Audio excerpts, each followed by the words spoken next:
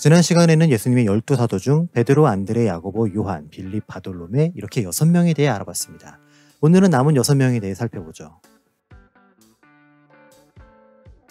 마태는 이미 우리가 지난번 영상을 통해 확인한 바와 같이 세리로서 일할 때 예수님을 만나 제자가 됩니다. 그는 원래 연합하다는 뜻의 히브리 이름 레위를 가지고 있었으나 예수님이 제자가 된 이후 하나님의 선물이라는 헬라식 이름을 받게 되죠. 마가와 누가는 그의 이름만 밝히며 레위라 소개하는 데 반해 마태는 자신이 세리였음을 있는 그대로 기록합니다. 자신이 비록 한때 사람들에게 소외받고 멸시당하던 세리라는 직업을 가진 사람이었지만 예수님의 제자가 된 이후 하나님 나라의 새로운 가치관을 가진 사람이 되었기에 다시 돌아오지 않을 예전의 모습에 대해 부끄러워하지 않고 고백한 것으로 보이지요. 그는 안디옥에서 마태복음을 기록했으며 교회사의 전승에 따르면 15년간 팔레스타인 지역에서 전도 후 마케도니아, 수리아, 파사 등에서 선교 사역을 하다 에티오피아에서 순교했다고 전해집니다. 도마는 성경 곳곳에 디두모라는 이름이 함께 등장하는데 디두모는 아람어로 쌍둥이라는 뜻이며 야구팀 중에는 LG 트윈스를 가장 좋아하는 뭐라고요? 도마는 비교적 단순했던 사람입니다. 그는 예수님의 사역과 뜻을 행하는 길에 대한 가르침을 듣고 주께서 어디로 가는지 우리가 알지 못하거늘 그 길을 어찌 알겠냐며 반문하기도 하죠. 또한 죽은 나사로를 살리시라는 예수님의 뜻을 오해하여 주와 함께 죽으러 가자고도 했죠. 그와 관련된 가장 유명한 일화는 예수님이 부활을 믿지 못한 이야기입니다. 하지만 그가 부활 자체에 대한 믿음이 없었기 때문이 아니라 예수님이 부활하신 후 제자들에게 나타나셨을 때 그곳에 없었기 때문에 믿지 못했던 것이죠. 오히려 그는 부활하신 예수님을 봤다는 제자들이 귀신을 본 게 아닐까라는 뜻으로 자신의 손을 예수님의 손의 못자국과 옆구리에 넣어보기 전에는 믿지 못하겠다고 말하죠. 오히려 예수님이 그의 요구대로 응하시고 나서야 나의 주님이시오 나의 하나님이시나이다 라고 고백합니다. 어찌 보면 속보이기도 하지만 그만큼 우리처럼 인간 내면의 모습이 드러난 게 아닐까요? 이러한 그의 이야기를 빗대어 만든 노래가 그 손 못자국 만져라 라는 찬송가 456장입니다. 교회사의 전승에 의하면 페르시아와 인도 지역에서 선교하던 중 순교했다고 전해집니다. 알페오의 아들 야고보는 사도로서 이름만 언급되고 성경에 다른 기록들이 전혀 없습니다. 할 말이 없어. 할 말이 그냥. 야고보라는 이름이 흔하기 때문에 혼돈을 방지하기 위해 다음과 같은 구별을 합니다. 예수님이 자주 데리고 다니시던 제자 3인방 중 한 명이며 세베대의 아들은 큰 야고보, 예수님의 형제이며 야고보서를 기록한 사람은 주의 형제 야고보, 그리고 지금 다루는 알페오의 아들은 작은 야고보라 불리죠. 교회사의 전승에 의하면 시리아에 교회를 세웠고 예루살렘 복귀 후 유대인에 의해 순교당했다는 첫 번째 전승과 페르시아 지역에서 선교를 하다가 십자가형을 당했다는 두 번째 전승이 있죠. 둘 다 전승이기 때문에 가장 확실한 건 늘 말씀드리는 것처럼 직접 만나서 물어보는 게 좋습니다. 그만 밑장빼기냐? 셀롯이라는 시몬은 이름에서부터 알 수 있듯이 열심당에 소속되었던 사람입니다. 하지만 시몬이란 이름이 베드로의 본명과 같기에 구별하기 위해 수식어를 덧붙인 것이죠. 마태와 마가는 가나안인 시몬이라 부르지만 누가는 셀롯이라는 수식어를 사용합니다. 그래서 학자들은 시몬이 가나안 출신인가를 놓고 오랜 연구를 했고 그 결과 가나안 지방을 말하는 것이 아니라 열심이라는 뜻의 히브리어 카나라 보는 게 마태, 마가, 누가의 기록을 통합하기에 적절하다는 결론을 내렸죠. 따라서 우리는 먼저 시몬이 몸담았던 열심당, 즉 셀롯이 무엇인지를 살펴보려 합니다. 한글로는 셀롯, 영어로는 질럿이라 불리는 열심당은 하나님의 질투를 불러일으키는 우상숭배와 배교 및 율법의 위반에 대해 매우 격렬히 저항했습니다. 그들은 구약에서 세겜 사륙의 주동자인 시므온과 레위, 십딘 골짜기에서 모압 여인들과의 행음 사건 때 창을 들었던 비느하스처럼 율법을 어긴 사람들에게 처벌을 주며 집행자 역할을 하고 다녔죠. 아무리 그래도 식구끼리 막 까고 그러면 안 돼. 열심당의 정확한 기원은 불분명합니다. 이방 민족으로부터 구별과 율법에 대한 열심 때문에 바리새적인 움직임으로부터 나왔을 것으로 보기도 하고요. 바리새파는 자신들과 색깔이 유사하다는 이유로 열심당의 초창기 활동을 지지하기도 했지요. 기원 후 6년 구레뇨 총독에 의해 인구조사와 세금 징수가 실행되었고 갈릴리 출신의 유다를 중심으로 본격적인 저항운동이 벌어집니다. 요세푸스의 기록에 따르면 열심당은 로마의 탄압에 저항하기 위해 친로마 세력들을 암살하고 그들의 거점을 약탈하고 방어하는 등의 사회적 범죄를 저질렀죠. 그들은 유대 동쪽 산지의 동굴에 은거하며 게릴라전을 벌이며 로마군을 습격하기도 했고요. 그리고 열심당이 이러한 폭력적 저항과 무정부적인 움직임을 보고 바리새파는 등을 돌리기 시작하며 점차 그들과에는 서로에 대한 골이 깊어지게 됩니다.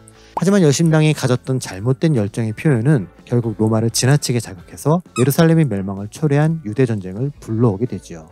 이렇듯 열심당에 소속되었던 시몬은 반로마주의자였습니다. 그에게는 가이사에게 세금을 바치는 것이 하나님에 대한 배신이며 우상숭배로 여겨졌기에 세금을 걷어 로마에게 바치는 마태의 역할은 우상숭배의 앞잡이처럼 보였겠지요.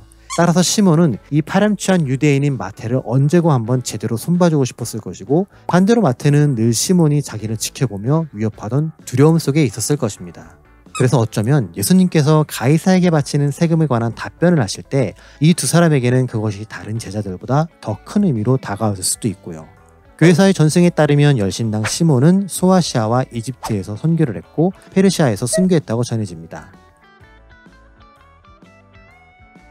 야고보의 아들 유다는 12사도에 등장하는 두 명의 야고보와 전혀 상관없는 사람입니다.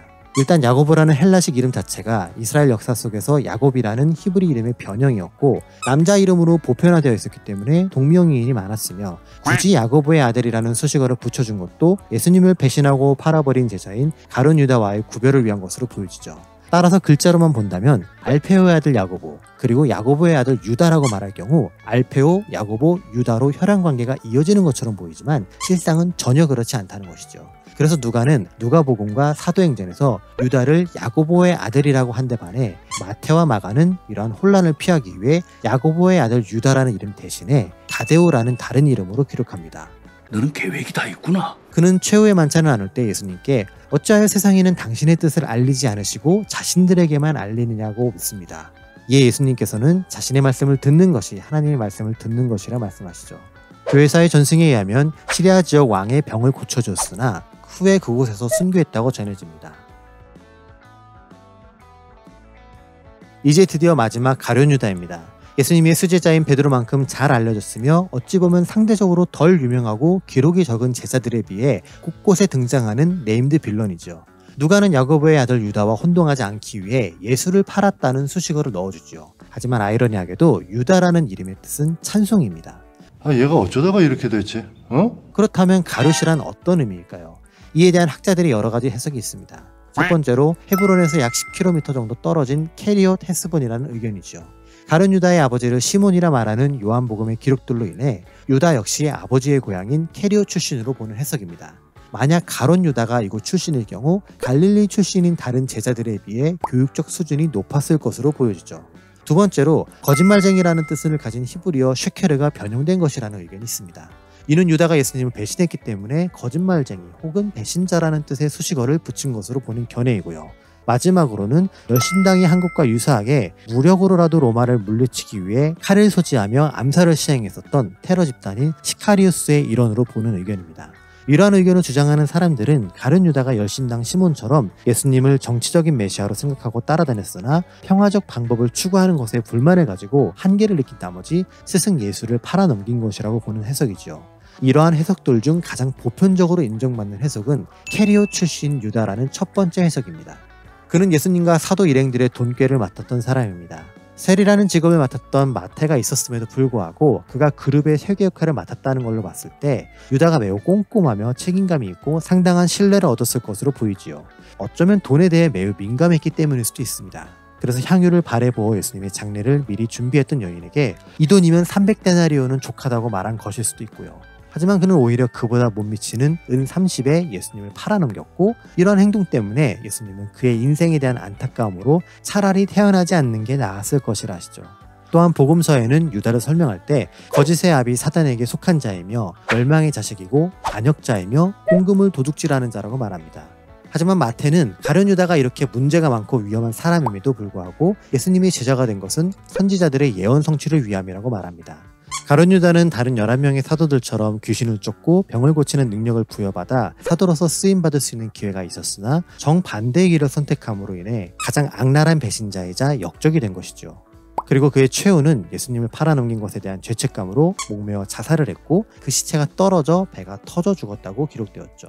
그 사도들은 바사바이자 유스도라 불리는 요셉과 마띠아 중 제비를 뽑아 마띠아를 택하여 가룟 유다의 자리를 채우게 됩니다. 사도들의 이름만 언급될 땐 몰랐지만 그들의 고백이나 대화 그리고 행동이나 출신 성분들을 보면 어느 것 하나 완벽한 사람이 없었습니다. 배움과 지식, 직업과 경험 등 무엇 하나 뛰어난 것이 없었지요. 케리오 출신인 가룟 유다를 제외하면 갈릴리 출신 제자들은 이렇다 하게 배움의 기회조차 없던 사람들이었습니다. 그나마 지식이 뛰어났던 사도 바울은 오히려 예수님의 부활 이후 사도가 된 사람이죠. 그들이 가진 직업은 별 볼 일 없었습니다. 마태가 가진 세리라는 직업은 유대인으로부터 천대받는 업종이었고, 베드로, 안드레, 야고보, 요한이 종사했던 어부라는 직업도 유대인들에겐 비주류였죠. 그나마 이들은 직업이라도 기록되었지 다른 사람들은 무엇을 하던 사람이라는 것조차 알려지지 않았고요. 그들의 사회적 경험과 스펙도 초라합니다. 열심당 시몬은 당시 로마인들의 관점에선 테러리스트나 과격 시위단체 멤버로밖에 보이지 않았을 겁니다. 다른 제자들도 신실하고 경건하게 수양하며 메시아에 대한 기대와 간절함으로 고도자의 길을 걷다가 예수님을 만난 사람들이 아니지요. 그나마 나다나엘만 무화과 나무 아래에서 말씀을 묵상하며 메시아를 기다린 유일한 사람이었고요. 그렇다고 그들의 성격이나 성품이 좋았나요? 남들에게 내세울 만큼 혹은 남들이 우러러보고 좋게 평가할 만큼 그들의 성격이 좋지도 않았습니다. 베드로는 충동적이었고, 야고보와 요한은 욱하는 불같은 성격이었으며, 빌립은 현실적이다 못해 냉정했고, 도마는 의심이 많았으며, 셀롯인 시몬은 폭력적 저항과 시위를 선호했고, 가룟 유다는 같은 팀의 주머니를 제멋대로 사용하던 나쁜 놈이었죠. 이렇게 그들은 많이 배운 것도 없었고, 지식이 뛰어나지도 않았고, 사회적인 경험이나 스펙도 별 볼 일 없었으며, 인격적으로도 성숙하거나 온전하지 못했던 사람들이었습니다.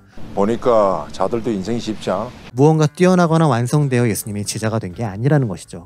각계각층에서 모인 제자들이었고, 그들 중에는 열심당 시몬과 마태의 관계처럼 가까이 하기엔 매우 껄끄러운 부담스러운 앙숙관계도 있었습니다. 그래서 우리에게 기회가 있고 적용점이 있는 것이죠. 하나님의 자녀이면서 예수님의 제자로서 살아가고자 사람들이 모인 곳이 교회입니다. 그렇게 모인 속에서 세상으로부터 믿음을 지키며 살아가는 연습을 하는 것이고요.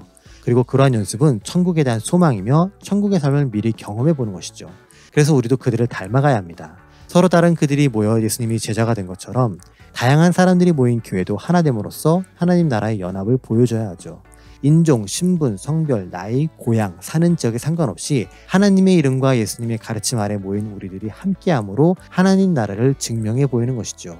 또한 서로 앙숙이었던 그들도 제자로서 함께했던 것처럼 우리도 내 마음에 맞는 사람들과만 가까이 지낼 게 아니라 때론 상대의 행동이 부담스럽고 그와의 시간이 피곤하게 느껴지더라도 함께 가야 한다는 이해심과 배려를 연습해야 합니다. 완성되지 않은 내가, 특별하지 않은 내가, 지금 멋대로 살아가는 내가 하나님의 자녀로서 구원을 받아 천국에 간다면 완성되지 않은 쟤도, 특별하지 않은 저 사람도, 훨씬 더 멋대로 살아가는 저런 놈조차도 하나님의 자녀로서 구원을 받을 수 있으니까요. 우리는 온전케 되고 회복되어 귀히 쓰임받고 주변에 선한 영향력을 끼치고 그 끝에 있는 구원을 얻길 바랍니다. 마찬가지로 내 주변에 나와 같은 교회 공동체에 있는 그 사람도 온전케 되길, 회복되길, 귀히 쓰임받길, 주변에 선한 영향력을 끼치길, 그래서 최후의 하나님의 구원을 얻는 데까지 이르길 기도해주는 우리가 되면 어떨까요? 그것이 나 자신을 사랑하듯 이웃을 사랑하는 방법이 아닐까요? 이렇게 더 성숙하고 멋있는 여러분과 우리가 되길 소망하며 다음 시간에 만나요.